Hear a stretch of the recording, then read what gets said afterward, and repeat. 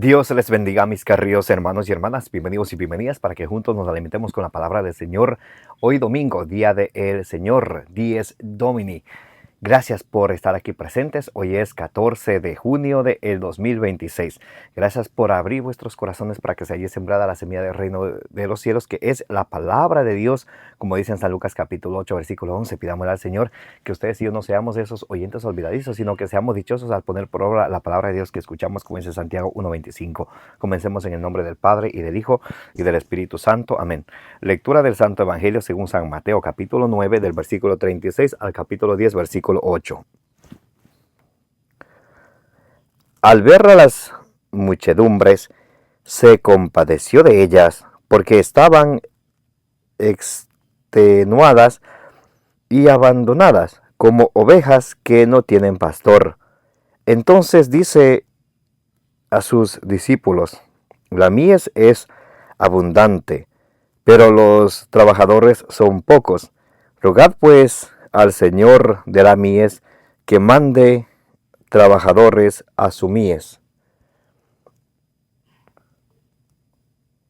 Llamó a sus 12 discípulos y les dijo, y les dio autoridad para expulsar espíritus inmundos y curar toda enfermedad y toda dolencia.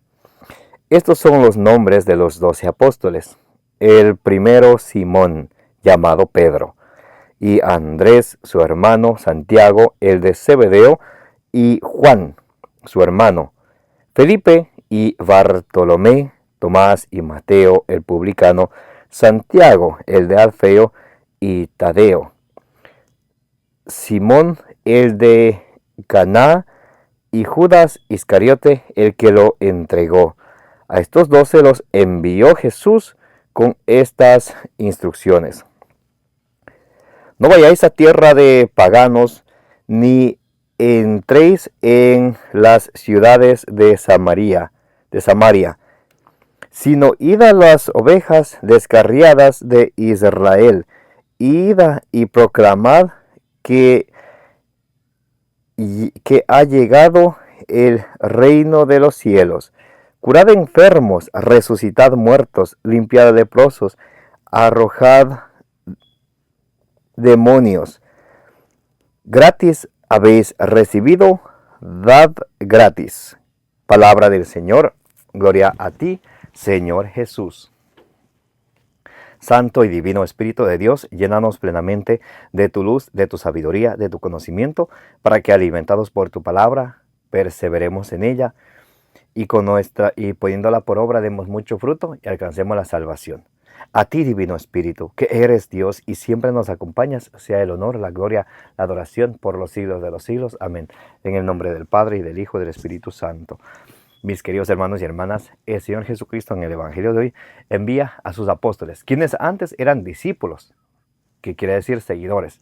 Ahora Jesús los envía. Apóstoles son enviados de Jesús, como dice Marcos capítulo 3, del versículo 13 al 15, que Jesús los llamó a los que Él quiso, a 12 hombres, los nombró apóstoles, que son enviados para mandarles, para enviarles a donde Él había de ir. Por eso San Pablo dice en 2 Corintios 5, del 18 al 21, específicamente el versículo 20, somos embajadores de Cristo, porque son enviados de parte de Cristo.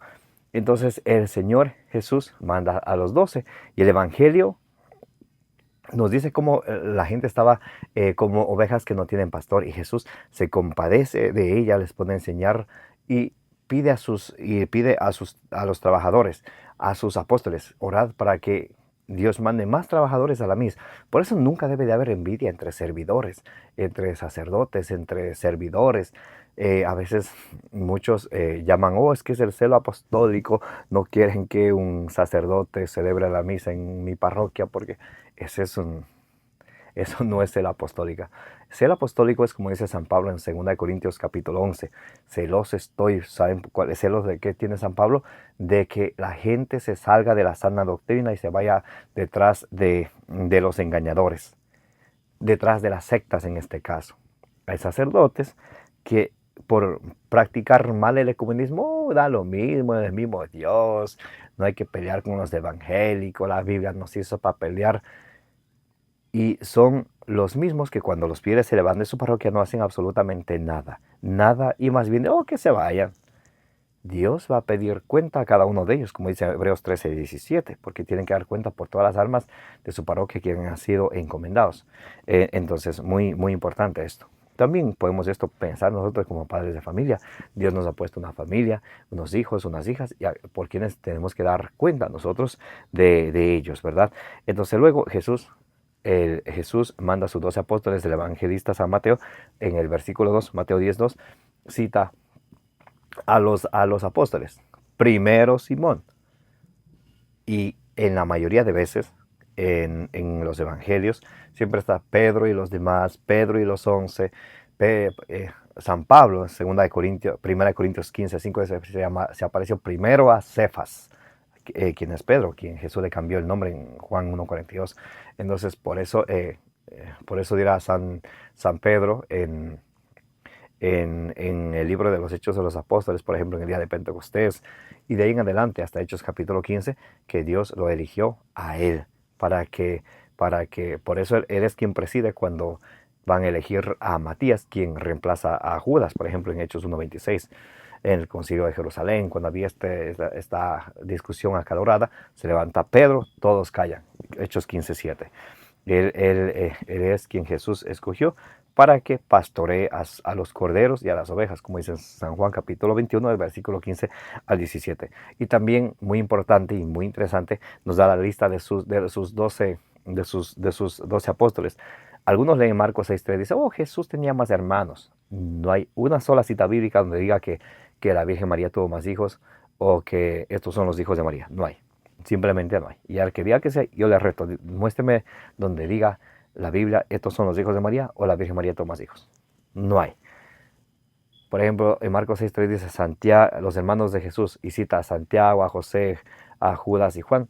Pero luego rápidamente aquí, en el Evangelio según San Mateo, vemos que el un Santiago es hijo de Alfeo, el otro Santiago es hijo de Zebedeo. Judas es hermano de uno de los Santiagos, bien hijo de Alfeo o de Zebedeo. Por eso Judas, cuando se presenta en su carta, Judas capítulo 1, versículo 1, dice, yo, Judas, siervo de nuestro Señor Jesucristo, hermano de Santiago. Así lo dice. Entonces, ni Santiago, y el otro Santiago es hermano de, Juan es hermano de Santiago. Entonces, el uno es hijo de Alfeo, uno son Santiago y Juan, son hijo de Alfeo, y el otro Santiago y Judas, hijo de Zebedeo. Entonces, muy, muy importante. Vamos a leerlo.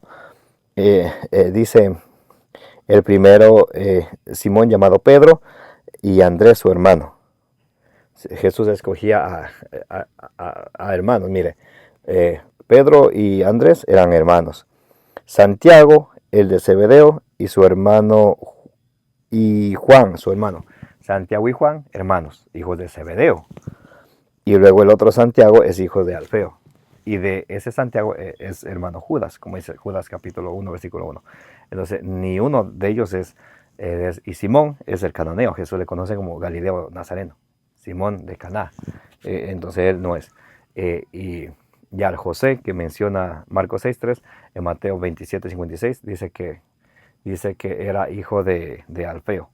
Entonces él no es hijo de José ni de María. Muy importante. Y Jesús los manda a buscar a las ovejas perdidas del pueblo de Israel. Les da instrucciones. Salen enfermos, cúrenlos. Miren lo que termina diciendo el Evangelio de hoy. Algo muy importante. Dice, id y proclamad que ha llegado el reino de los cielos. Curad enfermos, resucitad muertos, limpiad leprosos, arrojad demonios, gratis habéis recibido, dad gratis. Entonces, como ya lo recibieron gratis, dice Jesús que también deben de dar gratis. Ahora voy a leer el numeral 26:16 del Catecismo de la Iglesia. Dice, la oración, titula, Jesús escucha la oración.